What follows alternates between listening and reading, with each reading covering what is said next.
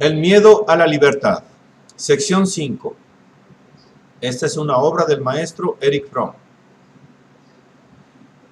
La existencia humana empieza cuando el grado de fijación instintiva de la conducta es inferior a cierto límite. Cuando la adaptación a la naturaleza deja de tener carácter coercitivo. Cuando la manera de obrar ya no es fijada por mecanismos hereditarios. En otras palabras, la existencia humana y la libertad son inseparables desde un principio.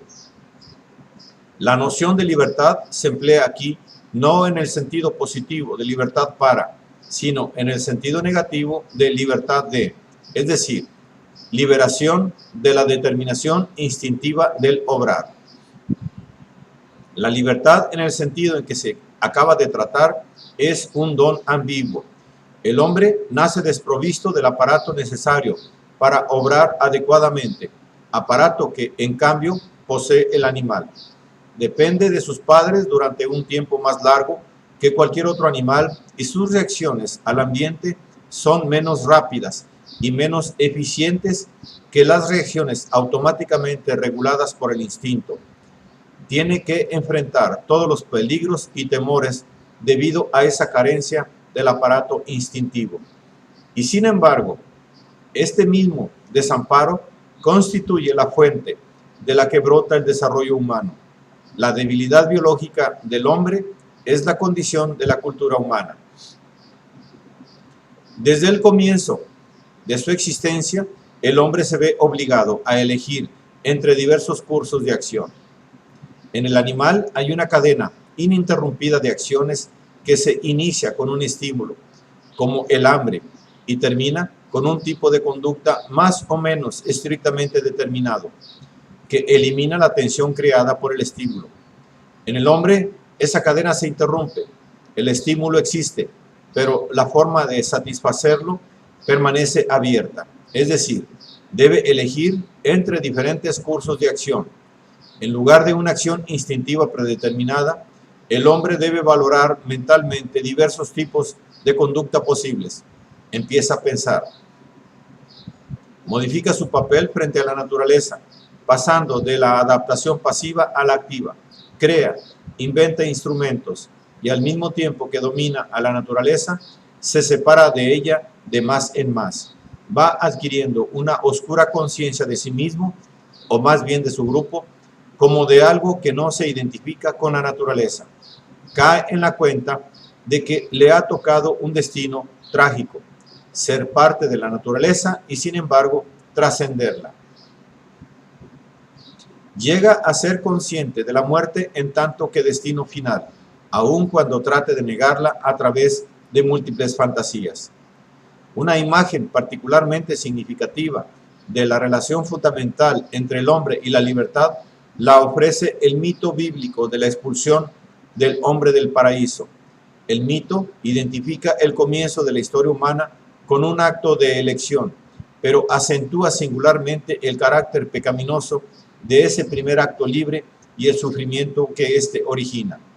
Hombre y mujer viven en el jardín edénico, en completa armonía entre sí y con la naturaleza. Hay paz y no existe la necesidad de trabajar, tampoco la de elegir entre alternativas. No hay libertad, ni tampoco pensamiento.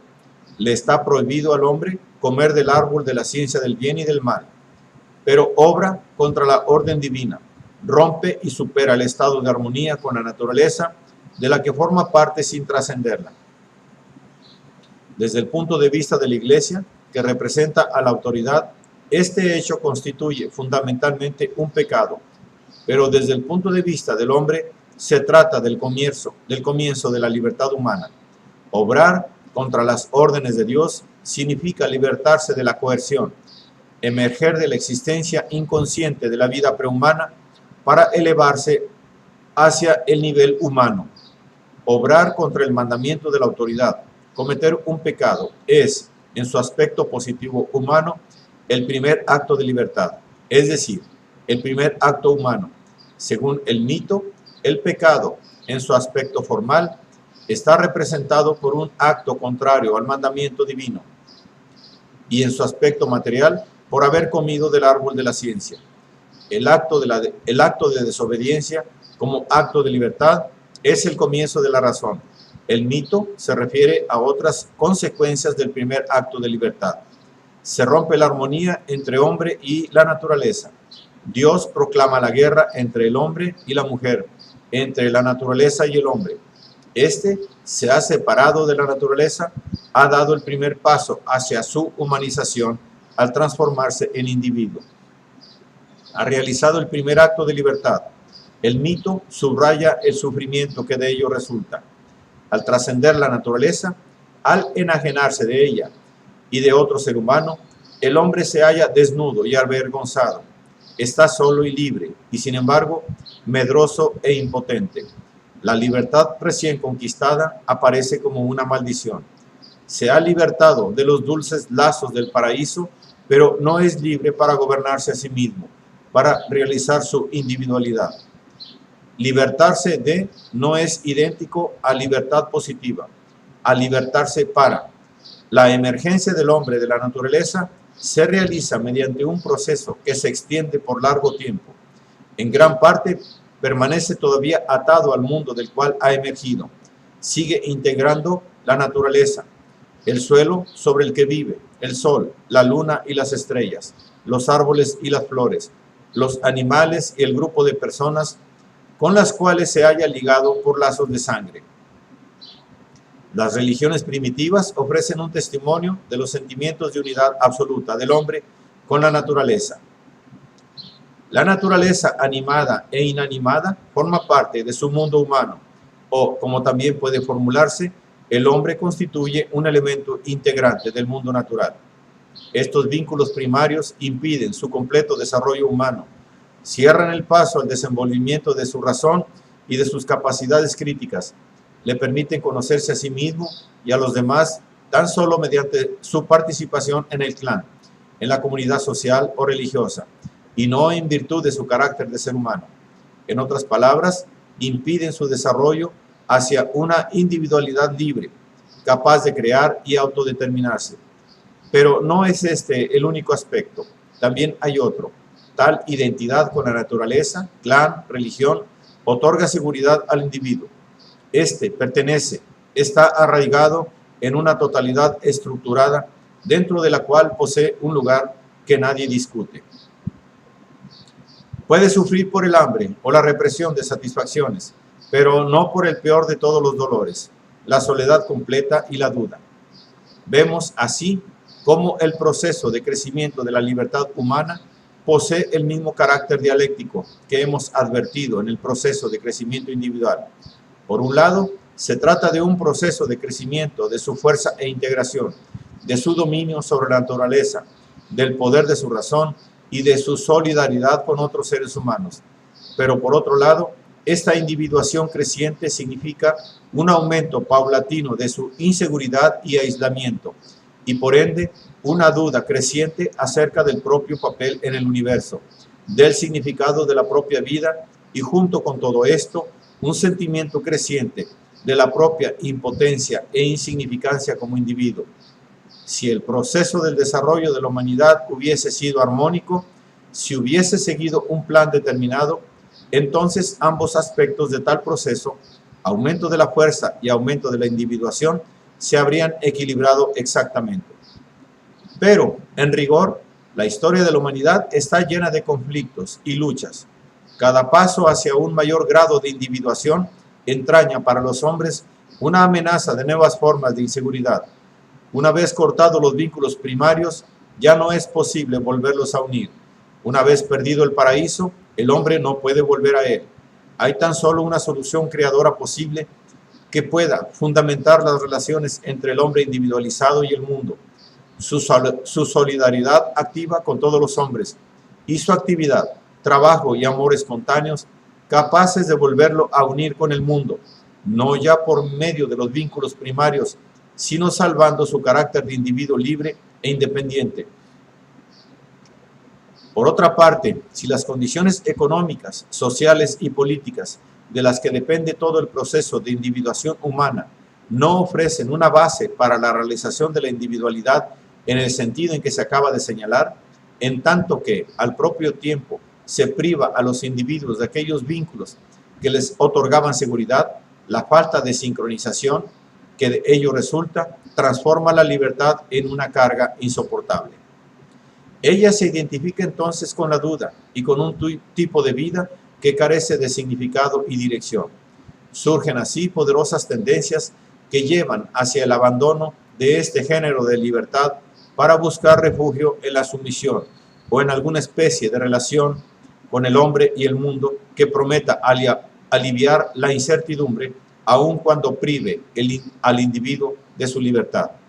La historia europea y americana desde fines de la Edad Media no es más que el relato de la emergencia plena del individuo.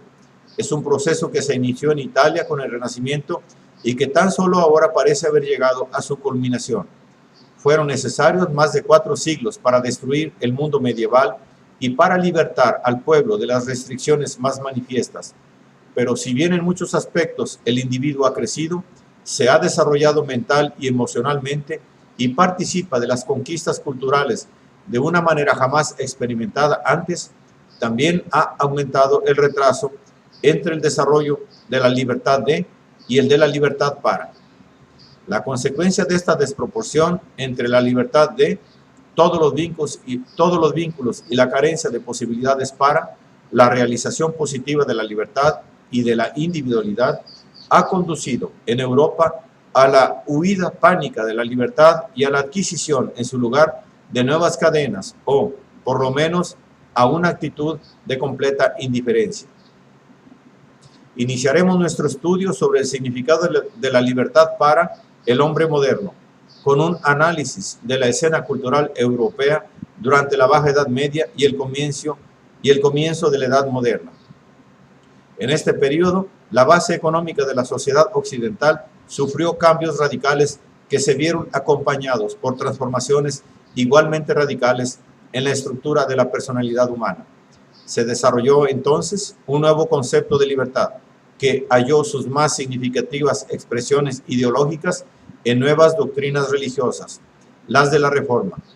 Cualquier estudio de la libertad en la sociedad moderna debe iniciarse con aquel periodo en el cual fueron colocados los cimientos de la cultura moderna, ya que esta etapa formativa del hombre moderno ha de permitirnos reconocer con más claridad que cualquier otra época posterior aquel significado ambiguo de la libertad que debía operar a través de esa cultura. Por un lado, la creciente independencia del hombre frente a las autoridades externas. Por otro, su aislamiento creciente y el sentimiento que surge de este hecho, la insignificancia del individuo y su impotencia. Nuestra comprensión de los nuevos elementos de la estructura de la personalidad humana se acrecienta por el estudio de sus orígenes, por cuanto al analizar las características esenciales del capitalismo y del individualismo en sus mismas raíces, nos vemos en condiciones de compararlas con un sistema económico y un tipo de personalidad fundamentalmente distinto del nuestro. Este mismo contraste nos proporciona una perspectiva mejor para la comprensión de las peculiaridades del sistema social moderno, de la manera según la cual se ha formado la estructura del carácter de la gente que vive en él y del nuevo espíritu que ha resultado de esta transformación de la personalidad. El capítulo siguiente mostrará también cómo el periodo de la Reforma es más similar a la escena contemporánea de lo que parecería a primera vista. En realidad, a pesar de todas las diferencias evidentes que existen entre los dos periodos, probablemente no haya otra época desde el siglo XVI en adelante que se parezca más a la nuestra, en lo que concierne al significado ambiguo de la libertad. La Reforma constituye una de las raíces de la idea de libertad y autonomía humanas, tal como ellas se expresan en la democracia moderna. Sin embargo, aun cuando no se deja nunca de subrayar este hecho, especialmente en los países no católicos, se olvida su otro aspecto, la importancia que ella atribuye a la maldad de la naturaleza humana, a la insignificancia y la impotencia del individuo y a la necesidad para éste de subordinarse a un poder exterior a él mismo. Esta idea de la indignidad del individuo, de su incapacidad fundamental para confiar en sí mismo y su necesidad de someterse, constituye también el tema principal de la ideología hitleriana, que, por otra parte, no asigna a la libertad y a los principios morales aquella importancia que es esencial en el protestantismo. Esta similitud ideológica no es la única que hace del estudio de los siglos XV y XVI un punto de partida particularmente fecundo para la comprensión de la escena contemporánea. También existe una similitud fundamental en la situación social. Trataré de mostrar cómo se debe a tal parecido la similitud ideológica y psicológica. Entonces, como ahora, había un vasto sector de la población que se hallaba amenazado en sus formas tradicionales de vida por obra de cambios revolucionarios en la organización económica y social. Especialmente se veía amenazada la clase media, tal como lo está hoy por el poder de los monopolios y por la fuerza superior del capital, y tal amenaza ejercía un importante efecto sobre el espíritu y la ideología del sector amenazado, al agravar el sentimiento de soledad e insignificancia del individuo.